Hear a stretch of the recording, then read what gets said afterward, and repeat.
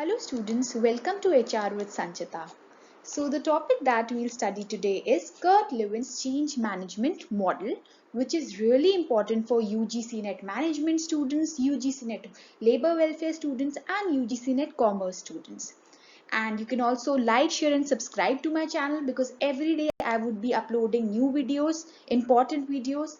And you can also follow me on Unacademy, the link which I have pinned in my comments and description, so that you can access my free classes related to OB. And for change I have conducted a whole big class for it, so you can watch there also. So guys, आपकी life में भी changes आते होंगे, वैसे ही organisation में भी changes आते हैं जो एक ऑर्गेनाइजेशन को डील करने पड़ते हैं. ठीक है, सो अब हम पहले समझ लेते हैं, मॉडल समझने से पहले ऑर्गेनाइजेशनल चेंज क्या होता है. ठीक है, तो ऑर्गेनाइजेशनल चेंज क्या होता है, कोई भी ऑल्टरेशन या transition in the elements of the organisation. ठीक है, कुछ भी ऑल्टरेशन हो रहा है, कुछ भी ट्रांजिशन हो रहा है, हम एक स्टेज से दूसरी स्टेज पे जा रहे हैं, सो दैट इज चेंज. और किन में, ऑर्गेनाइजेशन के एलिमेंट्स में. और ऑर्गेनाइजेशन के एलिमेंट्स कौन से होते हैं बच्चों, प्रोसेसेस जो होते हैं. ठीक है, डिफरेंट प्रोसेसेस चीजों को करने के, पीपल, ग्रुप्स, डिपार्टमेंट्स. ठीक है, कंपनीज, प्रोजेक्ट्स, टेक्नोलॉजी. ठीक है, अब यहाँ पे क्या होता है, यहाँ पे इन्वायरमेंट में भी अगर कोई चेंजेस होंगे तो भी ऑर्गेनाइजेशन को उससे डील करना पड़ता है, चाहे उसका इंटरनल इन्वायरमेंट हो जिसमें प्रोसेसेस, पीपल, ग्रुप्स, डिपार्टमेंट आ गए. ठीक है, चाहे उसका एक्सटर्नल इन्वायरमेंट हो, दूसरी कंपनीज में भी चेंजेस हो रहे हैं अगर, तो हमें भी चेंजेस करने पड़ेंगे, नहीं तो हम पीछे रह जाएंगे. कहते हैं ना, इस कंपनी की टेक्नोलॉजी अच्छी नहीं है. अब नोकिया कितना पॉपुलर था पहले, याद है, नोकिया सबके पास होता था. और नोकिया कैसे खत्म हुआ था, क्योंकि उसने अपनी टेक्नोलॉजी अपग्रेड नहीं की थी, उसने चेंज को एक्सेप्ट नहीं किया, क्योंकि तब सैमसंग वगैरह इतनी नई नई टेक्नोलॉजीज ला रहे थे, बट नोकिया ने अपने आप को अपग्रेड नहीं किया था. तो तभी नोकिया का मार्केट बिल्कुल खत्म हो गया था, नहीं तो Nokia was one of the best company, right. So ये चेंज होता है. अब हम पढ़ेंगे Kurt Lewin's change management model, जिससे बहुत क्वेश्चंस आते हैं. अगर चेंज से क्वेश्चन ज्यादातर इसी मॉडल से आते हैं आपके यूजीसी नेट एग्जाम्स में, तो आपको पता होना चाहिए कि ये कर्ट लेविन ने दिया है. ठीक है, and he explain the structured organisation change through the changing states of a block of ice. अब इसने ना अनफ्रीजिंग, ठीक है, ट्रांजिशन, रीफ्रीजिंग, इस तरीके से एक्सप्लेन किया है चेंज को. तो एक आइस से कंपेयर किया. आपने स्टेट्स ऑफ मैटर तो पढ़ा ही होगा बचपन में कि कैसे लिक्विड में कन्वर्ट होता है, फिर सॉलिड में कन्वर्ट होता है, तो इसे आइस से कंपेयर किया गया है. ठीक है, और change is a complicated process and involves various steps. ये तो सबको पता ही है, पहले लोगों को कम्युनिकेट करना पड़ता है. ठीक है, फिर उनसे एक्सेप्ट करवाते हैं चेंज, फिर उनको बिल्कुल प्रैक्टिस कराते हैं कि हाँ वो इसी चेंज के अकॉर्डिंग अपने काम करें, मतलब वो इंटरनलाइज करा दिया जाता है जो भी चेंज होता है. ठीक है, now change involves several stages of transitions or misunderstandings before attaining the stage of equilibrium or stability. अब जब भी चेंज करते हैं, वेरियस मिसअंडरस्टैंडिंग्स होती हैं, कई लोग मतलब अपोज भी करते हैं चेंज को. ठीक है, तो उन सबका माइंडसेट भी चेंज करना पड़ता है ऑर्गेनाइजेशन में. ठीक है, सो जो इक्विलिब्रियम स्टेज पे आने से पहले काफी मेहनत करनी पड़ती है ऑर्गेनाइजेशन में चेंज लाने के लिए. अब हम इस मॉडल के अकॉर्डिंग स्टेप्स देखते हैं कि क्या स्टेप्स होते हैं. ठीक है, अब इसने, मैंने बताया था ना, आइस से कंपेयर किया है. ठीक है, स्टेट्स ऑफ मैटर, आइस, तो पहले अनफ्रीज किया. ठीक है, जो हमारा स्टेटस को है, पुराना स्टेटस को मतलब क्या होता है, पुराना एग्जिस्टिंग स्टेटस को मींस कि जो हमारा एग्जिस्टिंग माइंडसेट है और जो एग्जिस्टिंग पोजीशन है ऑर्गेनाइजेशन में, उसे पहले अनफ्रीज किया जाता है, मतलब पिघलाया जाता है. ठीक है, उसके बाद चेंज, ट्रांजिशन. ठीक है, यहाँ पे चेंजेस किए जाते हैं, लोग धीरे धीरे जानते हैं कि क्या है और एक्सेप्ट करने लगते हैं. फिर जो लोगों ने एक्सेप्ट कर लिया, रिफ्रीज में पूरी तरीके से एक्सेप्ट कर लेते हैं चेंज को, और उसे इंटरनलाइज किया जाता है, मतलब उसे मजबूत कर दिया जाता है ताकि लोग पीछे का सोचे ही ना, और जो हमने चेंज किया उसी के अकॉर्डिंग काम करें. That is refreezing which is internalising the change. Okay, उसे बिल्कुल फिक्स कर देना, जैसे वापस बर्फ को फ्रीज कर दिया. ठीक है, अब हम इसे डेप्थ में पढ़ते हैं. ठीक है, अब पहला स्टेज था अनफ्रीजिंग.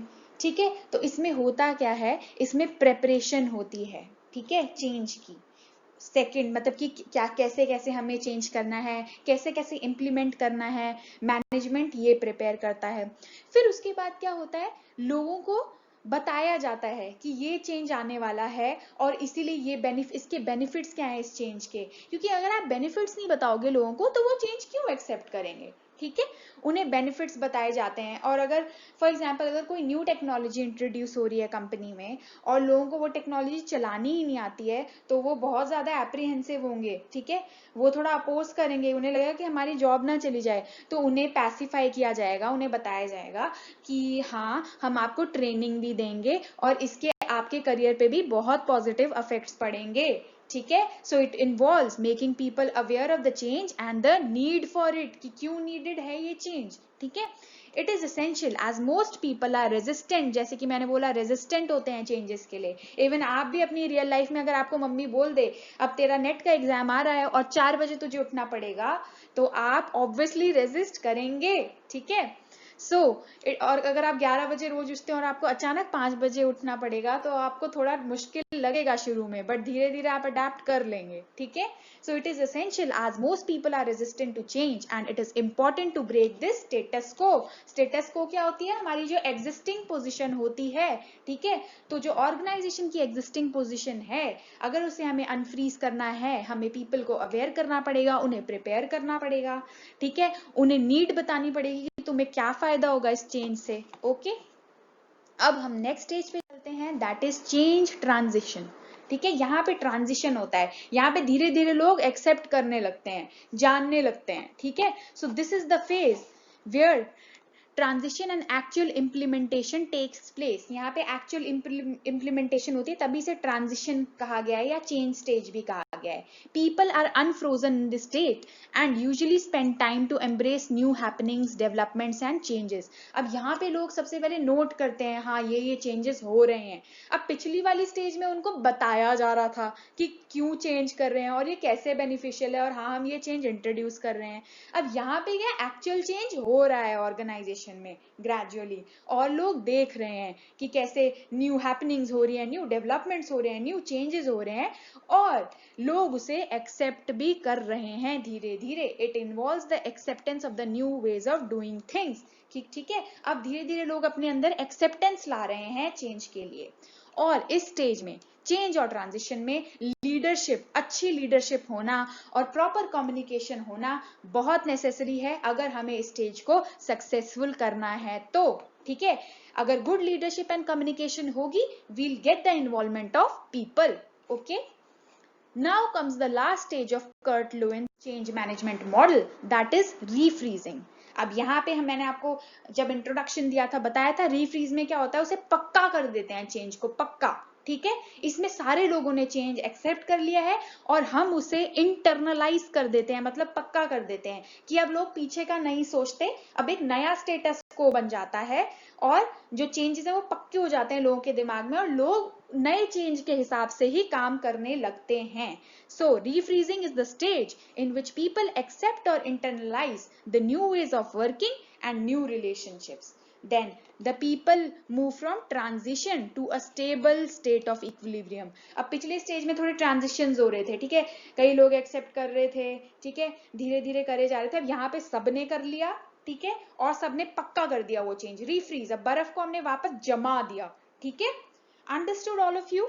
और अगर आप मेरी ये पूरी चेंज की क्लास एक्सेस करना चाहते हैं, you can search me on Unacademy, और मैंने आपकी कन्वीनियंस के लिए अनअकैडमी का लिंक अपने कमेंट्स में पिन कर रखा है। ठीक है, और डिस्क्रिप्शन में भी आप चेक कर सकते हैं। और मैं रोज 9 बजे क्लासेस लेती हूँ अनअकैडमी पे। अभी मैंने ओबी पूरा खत्म कर दिया, आप मेरी रिकॉर्डेड क्लासेस फ्री में देख सकते हैं, स्टूडेंट्स फ्री में। ठीक है, और अभी मैं HRM का MCQs का रिविजन करा रही हूँ, तो वो भी आप देख सकते हैं रोज 9 बजे, लिंक मैं आपको प्रोवाइड कर देती हूँ। Thank you. Like, share and subscribe to my channel. Thank you.